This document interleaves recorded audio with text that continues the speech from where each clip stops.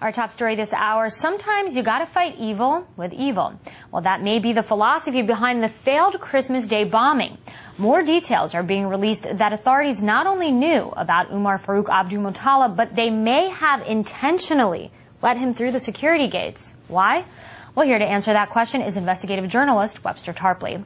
Webster, so back on January 27th, there was that testimony, of course, with the House Homeland Security Committee, and one of the people who was questioned at that time was Undersecretary of State for Management Patrick Kennedy, and they asked him why, if they knew that Abdulmutallab was a dangerous man, did they not revoke his visa, right? A fair question. Yeah. Well, the thing is that he said that someone in the intelligence community said don't revoke it because they were already keeping their eye on him, and they thought that if they would continue to follow him, they would get information about this sort of broader network. Can you give us more details about that? This is, of course, a cover story, but it's a tremendously important revelation now for the first time. You may remember I argued right here on December 28th that Mutallab was a protected patsy taking part in a staged provocation, an orchestrated operation with a political goal. And that is now confirmed by this Undersecretary of State Kennedy, who is the guy responsible for consular services, visas, and so forth. What he says is this, that the State Department got the word from Nigeria, from the father coming in, the rich banker, telling about his son being in league with possible terrorists. And when that came in, the State Department was about to revoke the guy's visa, meaning he could never have gotten on the plane from Amsterdam to Detroit. However, there's one preliminary step, which is to poll, to query the other agencies, intelligence and law enforcement, and see if anybody has an objection. And indeed, there was an objection from at least one. We don't know how many, we don't know who, but at least one.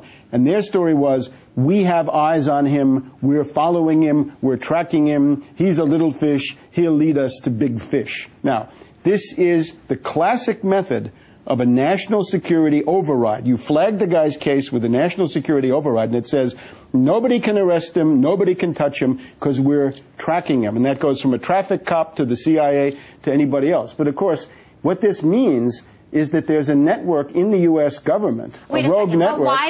But why did they deny this intentionally? Because this all came out. If you read the transcript of the hearing, which I did back on January 27th, they sort of admitted that. But initially they denied it. Why is that? Initially they said they spelled his name wrong. Initially they said they didn't connect the dots. These are cover stories.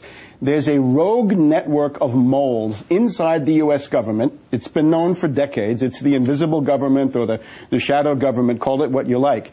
And they wanted this incident to occur. They wanted it, and they got it. And in the process, they were cynically indifferent to the danger represented by this guy with the bomb in his underwear. The plane could have blown up under slightly different conditions. But if they were following him closely, how did they not know that he was planning to bomb their airliner? They knew who he was. But you're saying that the U.S. government knew that he was going to bomb the airliner and they were okay with it? That's very hard to believe. And I don't think it's hard at all, because if you pull on this thread, Kennedy was asked, which agency told you to do this? And he said, I'm not going to tell you that in public, but I'll tell you in private, in executive session. Now, if you go and find out who demanded that Mutallab be admitted, given the visa, he gets the visa, he gets off the no-fly list, he's never on it, and he comes in, you'll find the network that staged this event, and that is indeed the shadow government. You pull on that cord, you get back to 9/11, Iran-Contra, the Kennedy assassination, and much else. That is what is now here.